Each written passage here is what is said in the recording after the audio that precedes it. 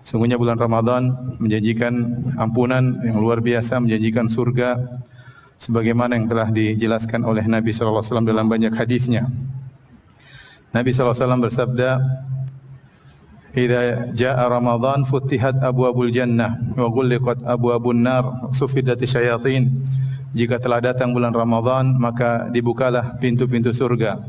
Dibukanya pintu-pintu surga pertanda bahwasanya rahmat Allah turun, kasih sayang Allah turun dan mudah untuk masuk surga karena pintu-pintu sudah dibuka.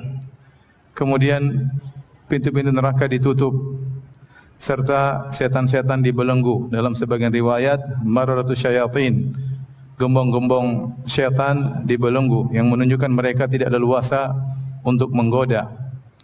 Kemudian juga dalam hadis kata Nabi sallallahu alaihi wasallam, wa yunadi munadin, ada yang menyeru, ya baghiyal khairi aqbil wa ya baghiyasy syarri aqsir, wahai pencari kebaikan semangatlah, wahai pencari keburukan berhentilah. Dan kita mendapatkan seruan tersebut dalam hati kita tatkala di bulan Ramadan.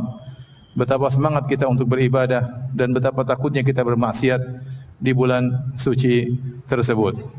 Bulan tersebut kata Nabi sallallahu alaihi wasallam, atakum Ramadan syahrun mubarak. Telah datang kepada kalian bulan Ramadan, bulan yang penuh berkah. Tatkala Nabi menamakannya bulan yang penuh berkah, artinya pahala di situ dilipat gandakan. Beribadah di bulan Ramadan tidak sama dengan beribadah di bulan-bulan yang lainnya.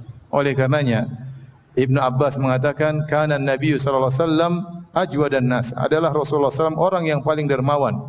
Wa kana ajwad ma yakun fi Ramadan, dan Rasulullah SAW lebih dermawan lagi tatkala di bulan Ramadan. Ini tolong jemaah maju rapat. Tolong rapat.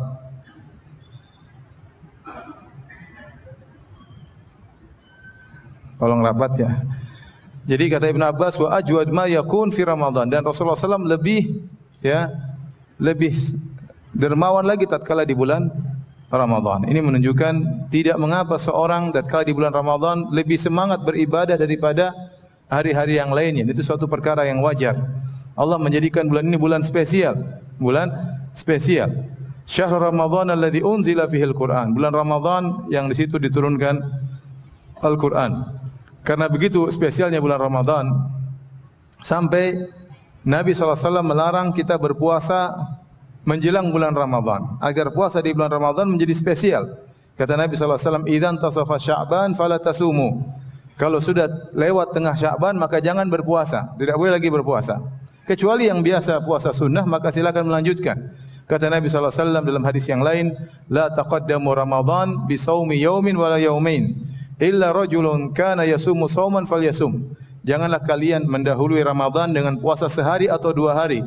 Kecuali seorang yang sudah biasa berpuasa, maka lanjutkanlah puasanya. Tapi yang tidak biasa puasa, tidak boleh puasa. Agar apa? Agar puasa Ramadan menjadi spesial.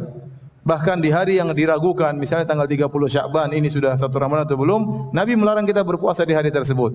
Kata Ammar bin Yasir, alladhi yasumu man shoma fil yaumil ladzi yushakku fihi faqad asa Abul Qasim. Barang siapa yang berpuasa di hari yang diragukan, maka dia telah bermaksiat kepada Nabi sallallahu alaihi wasallam. Setiap malam Allah janjikan terbebaskan dari neraka jahanam. Kata Nabi sallallahu alaihi wasallam, "Walillahi utaqa'u minan nar wa dzalika kullu lailah." Dan bagi Allah ada hamba-hambanya yang terbebaskan dari neraka jahanam, dan itu berlaku setiap malam. Jadi setiap malam, sejak awal malam Ramadan, hendaknya kita serius. Kita berharap di awal malam kita sudah tercatat, si fulan terbebaskan dari neraka jahanam. Kalau ternyata kita tidak berhasil di awal malam, masih ada malam kedua. Kalau tidak tercatat di malam kedua, masih ada malam ketiga. Sampai malam ke-29 atau malam ke-30. Janji Allah untuk mencatat hamba-hambanya terbebaskan dari neraka jahanam. Dari sini kita tahu kesalahan orang-orang menyampaikan hadis yang dhaif, yang dikatakan bahwasanya Ramadan awaluhu rahmah wa awsatuhu maghfirah wa akhiruhu itqu minan nar. Ramadan itu 10 hari pertama rahmat, 10 hari kedua ampunan, 10 hari ketiga bebas dari neraka jahanam. Ini hadis yang dhaif secara sanad dan matanya mungkar. Karena yang benar setiap malam ada rahmat, ada ampunan dan ada pembebasan dari neraka jahanam. Itu berlaku setiap malam. Karena kalau kita ambil zahir hadis ini, 10 hari pertama rahmat. Kalau ada orang yang meninggal di 10 hari yang pertama baru dapat rahmat, belum diampuni. Kalau 10 hari kedua baru diampuni, belum bebas dari neraka jahanam. Dan ini tidak benar. Sejak malam pertama sudah mendapatkan rahmat, ampunan dan bebas dari neraka jahanam. Kemudian ya kata Nabi sallallahu alaihi wasallam, "Man shoma ramadhana imanan wa ihtisaban ghufira lahu ma taqaddama min dzambi." Barang siapa yang berpuasa di bulan Ramadan dengan penuh keimanan, keyakinan dan berharap ampunan, maka akan diampuni dosa-dosanya yang telah lalu. Wa man qama ramadhana imanan wa ihtisaban ghufira lahu ma taqaddama min dzambi. Barang siapa yang salat tarawih, salat malam dengan penuh keimanan dan penuh pengharapan, akan dihapusi dosa-dosa yang telah lalu. Wa man qama lailatal qadri imanan wa ihtisaban ghufira lahu ma taqaddama min dzambi. Barang siapa yang beribadah di malam Lailatul Qadar dengan penuh keimanan dan pengharapan, akan diampuni dosa-dosanya yang telah lalu. Ya ikhwan, hadis-hadis tentang keutamaan Ramadan terlalu banyak. Ramadan ila Ramadan mukaffiratun ma bainahunna. Antara Ramadan yang satu dengan Ramadan yang lain menghapuskan dosa-dosa di antara keduanya. Dan siapa di antara kita tidak punya dosa? Kita banyak dosa kita kumpulkan selama setahun. Ya, telinga tidak bisa kita jaga, lisan tidak bisa kita jaga, pandangan tidak bisa kita jaga. Kesempatan bagi kita untuk meraih ampunan di bulan Ramadan. Oleh karenanya para salaf dahulu mereka setengah tahun berdoa kepada Allah agar dipertemukan dengan bulan Ramadan, karena mereka tahu Ramadan adalah bulan suci, bulan yang mulia, bulan yang sangat spesial. Tidak sama dengan bulan-bulan yang lain. Ibadah di bulan tersebut adalah anugerah dari Allah Subhanahu wa taala. Terlebih lagi di bulan Ramadan ada yang namanya Lailatul Qadar. Yang kata Allah, Lailatul Qadri khairum min alfi syahr. Lailatul Qadar lebih baik daripada 1000 bulan.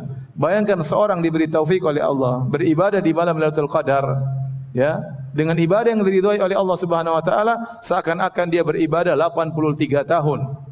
Seandainya umur dia tinggal 10 tahun dan tiap tahun dia mendapatkan Lailatul Qadar, maka dia akan beribadah selama 830 tahun. Dan ini anugerah dari Allah Subhanahu wa taala. Sebagian ulama menyebutkan Allah menjadikan Ramadan spesial, ada Lailatul Qadarnya agar kita bisa